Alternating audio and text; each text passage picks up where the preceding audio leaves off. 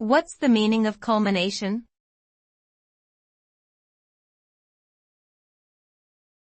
Culmination.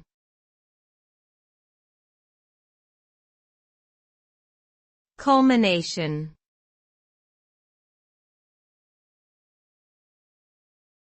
Culmination.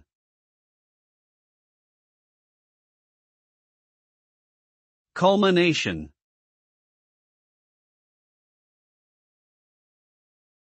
The word culmination refers to the highest point or climax of something.